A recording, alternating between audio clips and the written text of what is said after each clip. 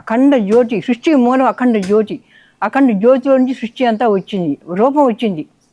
భగవాన్ రూపం సృష్టి స్థితి లయములు చేయును. ఆయనకు దివ్య సౌందర్యం ఎంత అంటే అనంతం, అంతు లేదు. ఎన్ని కోట్ల సంవత్సరాలు తప చేసినా కూడా ఆయన దివ్య సౌందర్యాన్ని తెలుసుకోలేదు. శక్తి కూడా ఎవరికి అందదు, ఎట్టివారికి సాధ్యపడదు. మనసుకి వాక్కి అతీతం. సూర్యులోక పైన సృష్టి ఉన్నది, పైన భగవాన్ ఒక పక్కన ఉంటాడు, ఒక పక్కన అనంతలోకం ఉంటుంది. అందరూ కూడా కూర్చొని ఉంటారు అక్కడ. భగవాన్ తరఫున అందరూ అందరు రాజ్యాన్ని పరిపాలించడం అంతా కూడా కూర్చొని ఉంటారు. ఒక పక్కేమో అనంతలోకం ఉంటుంది. అంటే సృష్టి పొందిన ఆత్మలు, మోక్షం పొందిన ఆత్మలు ఉంటాయి అక్కడ. భగవాన్ మొదటిసారి సృష్టి తయారు చేసిండు. ఆ మొదటిసారి సృష్టిలో అందరూ మోక్షానికి పోయారు, అందరూ వెళ్ళిపోయారు. రెండవసారి సృష్టి పుట్టడం, పెరగటం, నశించడం. రెండవసారి సృష్టి అందరూ మోక్షానికి వెళ్ళిపోయారు. మూడవసారి సృష్టి చేసిండు, మళ్ళీ మూడవసారి కూడా అందరూ మోక్షానికి వెళ్ళిపోయారు. నాలుగవసారి సృష్టి అందరూ మోక్షానికి వెళ్ళిపోయారు, ఎవ్వరు మిగల. అన్ని లోకాలు, ఒక భూప్రపంచమే కాదు, అన్ని లోకాలు పరిపాలన, అందరూ మోక్షాన్ని పొందారు. ఇక 5వసారి సృష్టి పరిపాలన వచ్చింది. 5వసారి సృష్టి పరిపాలన అందరూ మోక్షం పోయారు, కానీ ఒక 500 ఆత్మలు మిగిలినాయి. వాళ్ళు మోక్షాన్ని పొందలేదు వాళ్ళు. పొందకపోతే వాళ్ళు షష్ఠీలోకం వేసిండు. అప్పుడు భగవాన్ అది వీళ్ళంతా వాళ్ళే వచ్చారు. షష్ఠీలోకం నుంచి ఇప్పుడు భూమి మీదకి వచ్చారు. మోక్షం పొందరు 500.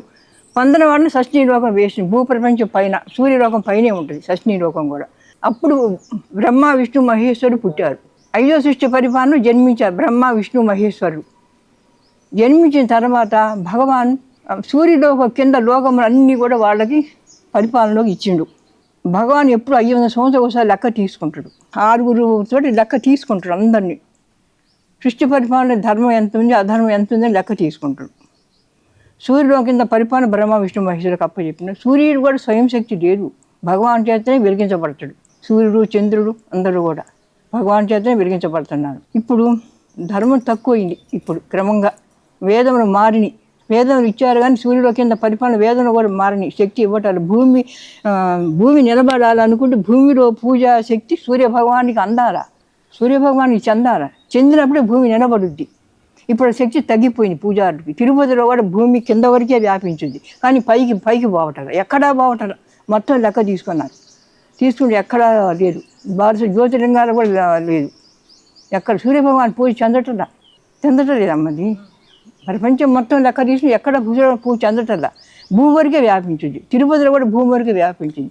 పూజాశక్తి వేదంలో మారినాయి కదా, పూజాశక్తి కూడా తగ్గిపోయింది. స్వయంభూ దేవస్థానాలు చేసే పూజ సూర్యభగవాన్ చెందితేనే భూమి నిలబడుద్ది. భూమికి చాలా వచ్చిందమ్మ. ఇప్పుడు సృష్టి ఆగిపోయే ప్రమాదం వచ్చింది. భూమి పొంగితే నీరు పొంగుద్ది, నీరు పొంగితే సృష్టి ఆగిపోయే ప్రమాదం వచ్చింది. మరి సూర్యభగవాన్ పూజ అది 6 లెక్క తీసుకుంటే అసలు మోక్షంలో కూడా ఎవరు రావటారు. 500 సంవత్సరాలు ఒక 12 మంది వస్తున్నారు, అంతా ఇక్కడే ఉంటున్నారు. యంత్రవనం వేస్తున్నారు కదా ప్రతి దేవాలయంలో. కోరికలు తీరుతున్నాయి. మరి కోరికలు తీర్చి మరి జనం ఆగుతున్నారు. ఒక కోరిక తీర్చి ఇంకో కోరిక కోరికలన్నీ వరుస పెట్టి కోరికలు డబ్బు కోసం పూజ చేస్తున్నారు. కానీ అసలు భగవంతుని కోసం పూజ అనేది లేదు, ఎక్కడా లేదు. భూప్రపంచం మొత్తం లెక్క తీసుకుంటే అధర్మం ఎక్కువైంది. ఎంత ఉంది? 100 పైసలకి ఒక్క 99 పైసలు అధర్మం ఉంది, 1 పైసా ధర్మం ఉంది. మరి భూమి ఎట్లా నిలబడుద్ది? సృష్టిని కాపాడడం కోసం భగవంతుడే భూమి మీదకి వచ్చిండు. ఆ భగవంతుడు ఎవరు? మన జానయ్య స్వామి ఎవరో గారు స్వయంగా. అది అఖండ ఆ రూపంతో వచ్చిండు. ఆ స్వామి ఇక్కడ ఏదో చెట్టు కొడుతుంటే ఆ రూపంతో అదంతా గుట్ట, ఇది ఏనే గుట్ట అయితే అక్కడికి వచ్చిండు. భూమి మీదకి వచ్చి భూమిలోకి ప్రవేశించాడు అనమాట. ఆ రూపంతో వచ్చిండు స్వయంగా. వచ్చి భూమి లోపలికి వెళ్ళిపోయిండు ఆ స్వామి. అది మీరు చూసారు విగ్రహం, ఆ రూపంతో వచ్చిండు. పైన ఉన్న దేవుడు అఖండ జ్యోతి స్వరూపుడు అన్నమాట. భగవాన్ పైనే అఖండ జ్యోతి స్వరూపుడు. ఆయన ఎవరు? మన జానయ్య స్వామి ఎవరో కాదు. ఆయనే మానవ రూపంలో వచ్చి గుడిబండ రోజు జన్మించి ఇక్కడ స్థాపించారనమాట. అది ఈ కాపు అందరికీ చెప్పి అందరూ వచ్చి అక్కడ కట్టించారు. తర్వాత దేవ నిర్మాణం అది గావించారు. అది జానయ్య స్వామి ఎవరంటే ఆయన భగవంతుడు జ్యోతి స్వరూపుడు. నేను చూసే చెబుతున్నా. జానయ్య స్వామి ఎవరంటే ఆయన అఖండ జ్యోతి స్వరూపుడు, భగవంతుడు. ఆయన శక్తి తెలుసుకోవాలి అనుకుంటే ఎవరికి బ్రహ్మ విష్ణు మహేశ్వరు ఎట్టి వారికి సాధ్యపడదు. అఖండమైన తేజస్సు, ఆ దివ్య తేజస్సు తట్టుకోలేముండదు.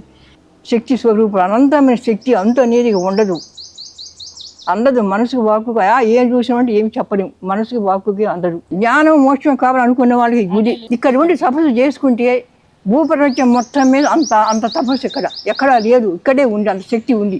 ఎందుకుంది అంటారా, శివపార్వతులు ఇక్కడ తపస్సు చేశారు. అప్పుడు సృష్టి ప్రారంభం ఇవన్నీ ఈ ఊళ్ళన్నీ కూడా ఋషులు తపస్సు చేశారు. అందుకు అంత తపశక్తి ఉంది. మాకు ఇంటి దగ్గర కూడా భగవంతుని మనసు ఎదుగుతుంది, చిన్నప్పటి నుంచే ఉంది. అది కొత్తగా రావడం అనేది బాల్య దశ నుంచే ఉంది. శ్వాస మనసు ఆగిపోతుంది, భగవంతుని మనసు ఎదుగుతుంది. కానీ అది ఎట్లా తెలియదు కదా, చిన్నప్పుడు ఏం తెలియదు కదా. సరే పెళ్ళి ఇవన్నీ అయిపోయిన తర్వాత నేను తపస్సు చేసి భగవంతుని చూడాలని ఒకటే తపన. నాకు భగవంతుని దర్శనం కావాలి అంటే సీతారాముడు దర్శనం అండి. ఈ స్వామి తెలియదు మాకు. సీతారాముడు వచ్చారు, సీతారాముడు విగ్రహ పరీక్ష చేశారు. అప్పుడు 16 సంవత్సరాలు ఉంటాయి మాకు. ఆ విగ్రహ పరీక్ష చేసి అంతా దగ్గర నుంచి చూసాం. అప్పుడు మేము చదువుకుంటున్నాం అండి, ఎస్ఎల్సీ చదువుకుంటున్నాం. అందరిని చూసాం, మేమంతా చూస్తే స్వామి హృదయ స్థానంలో స్థిరపడిపోయిండు. సీతారాముడు స్థిరపడిపోయారు మాకు. సరే ఆ సంవత్సరం మ్యారేజ్ పోయింది, పిల్లలు అదంతా మాది అయిపోయింది. అందరి అన్నీ అయిపోయాక నేను సీతారాముల దర్శనం పొందాలా అని బాగా పట్టుదల ఎక్కువైంది. ఇంట్లోంచి వెళ్ళిపోవాలి, అందరి పెళ్ళిళ్ళు అన్నీ అయిపోయింది, విశ్రాంతి వచ్చిందిగా వెళ్ళిపోవాలని దాని మీదనే ఉన్నాం. సరే తమిళనాడు పోదాం, కాశీ అనుకుంటున్నా. మా పూర్వీకులు కాశీలో ఉన్నారు, నేను కాశీ పోవాలా మనసు అది ఎదుగుతుంటే అప్పుడు స్వామి స్వయంగా దర్శనం ఇచ్చిండు నాకు. ఎక్కడన్నీ తెలియదు, కాశీ అయినా అనుకుంటున్నా. మా పూర్వీకులు కాశీలో ఉన్నారండి. అప్పుడు నాకు రాబడిలో దర్శనం వచ్చింది, ఆ విగ్రహమే దర్శనం వచ్చింది. మీరు చూశారు కదా, కళ అయితే కాదు, శ్వాస ఆగిపోయింది, నోరు ఆగిపోయింది. ఊగిన 12 గంటల 10 నిమిషాలకి ఊగిన అన్నది ఊగిన మామూలు పడుకున్న గదులు పడుకుంటే అటు పక్కగా బాగుంది, అటు ఆకాశం నుంచి రయ్యన వచ్చిందండి, కిందకు వచ్చండి. మీరు విగ్రహంలో ఉంది కదా, ఆ శైవపీఠం విగ్రహం భూమి మీదకి వచ్చింది. భూమి మీదకి అసలు స్వయంగా వచ్చింది, పైనుండే వచ్చింది, ఆకాశం నుంచి వచ్చింది. శైవపీఠం భగవాన్ని వస్తుంది, కళ అయితే కాదు. సరే నిజంగా దర్శనం వచ్చిందని నాకు తెలుసునేమిటి, నేను ఎవరికి చెప్పాల. కళ అయితే కాదు. మనం ఎందుకు వచ్చాను నేను అడుగుతున్నాను మనసులో. లోపల నుంచే వస్తుంది, అంతరాత్మ ఇస్తానేమిటి. ఎందుకు వచ్చి ధర్మరక్షణ కోసం వచ్చానని లోపల నుంచే వస్తుంది. మరి ఎవరి ద్వారా వచ్చాను అది కూడా అడుగుతున్నా. లోపల నుంచి ప్రశ్నలన్నీ వస్తాయి, కళ అయితే కాదు. 3 ప్రశ్నలకి సమాధానాలు మూడు వచ్చింది. మరి ఎక్కడ వచ్చినామని కూడా అడుగుతున్నాను నేను. అంటే ఎక్కడ వచ్చామని అడిగితే ఆ స్వామి ఏమో నీ ఎక్కడ అంటే నీకు తెలిసిన స్థలమే అని చెబుతుంది. తెలిసిన స్థలం చేసి నువ్వు పేరు అయితే చెప్పటట, అది చెప్పాలా నాకు పేరు. మా మేనడు సురేష్ ఎక్కువ భక్తి మార్గంలో ఉంటాడు, హైదరాబాద్లో ఉంటాడు. ఉంటే ఎవరు నాగదేవత ఎవరికి ఒంటి మీద వచ్చి భగవంతుడు భూమి మీద దిగి వచ్చిన అక్కడ చెప్పిండట. ఆ ఒంటి మీదకి వచ్చి చెప్పిండట. ఏందత్తయ్య భగవంతుడు ఎందుకు భూమి మీదకి వచ్చిండు, మరి నాగదేవత నాగేంద్రుడు చెప్పిండట అని నాకు ఫోన్ చేసిండు. ఫోన్ చేసి కొద్దిగా కొంచెం దొరికింది. సరే రావడం ఎక్కడ మన దేశంలో వచ్చినట్టు అని అనుకుంటున్నా. తర్వాత పటేల్ గారు చనిపోయాడు, కాముగడ్డు చనిపోయి అప్పుడు కూడా నేను రానంటున్నా. భగవంతు దర్శనం అయ్యే వరకు కూడా అసలు నేను ఎక్కడికి రాను. లోపల మాత్రం ఏదైనా జరిగితే చనిపోయిందని లోపల ఎందుకు వచ్చాడు. అంతలోకి మనవాడు వచ్చి చెప్పిండు.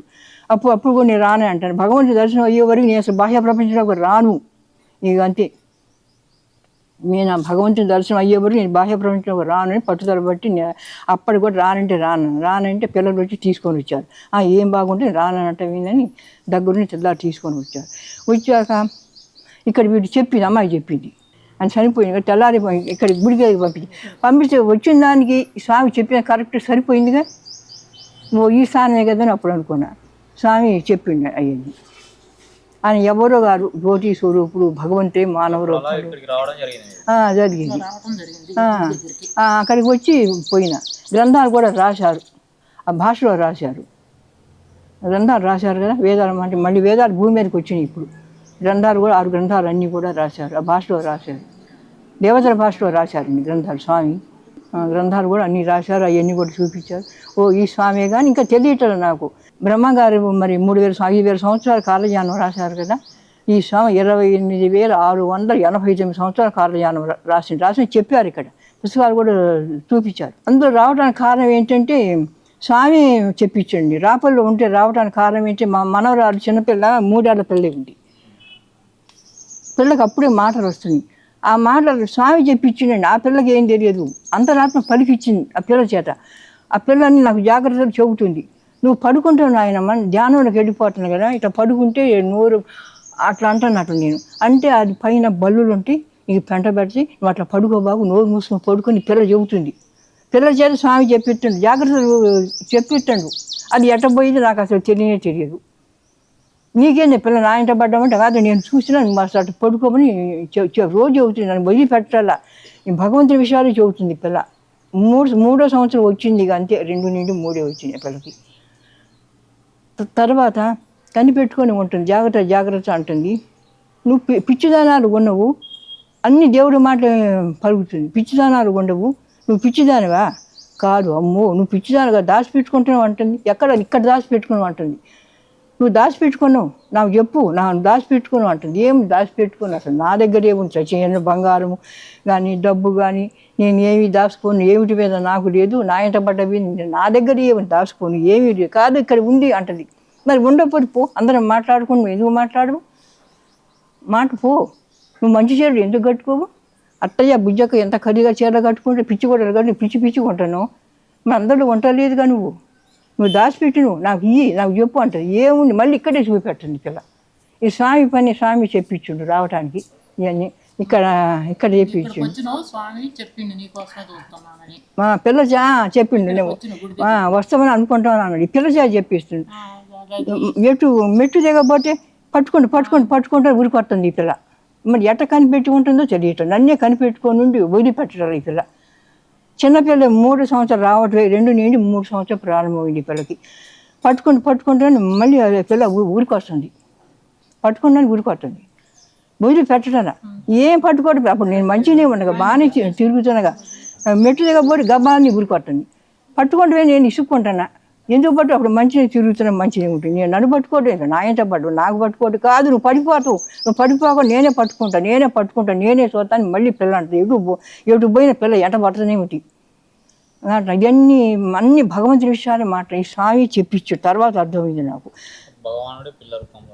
పిల్ల రూపంలో వచ్చి లోపల నుంచి చెప్పిస్తుండు. చిన్నపిల్ల అది ఈ పిల్లకి మాటలు ఎట్లా వస్తుంది? 2 ఏళ్ల పిల్లకి పడిపోతుంది. నేనే ఆ పిల్లని కూడా కోపం, ఏంటి పిల్ల పడిపోదు దాచుకొని వదిలిపెట్టి ఇక్కడ దాచుకున్నావు, నీ లోపల ఉంది అంటుంది పిల్ల. వదిలిపెట్టలేదు నన్ను అసలుకి. ఇక ఒకటి దర్శనాలన్నీ వస్తూనే ఉన్నాయి.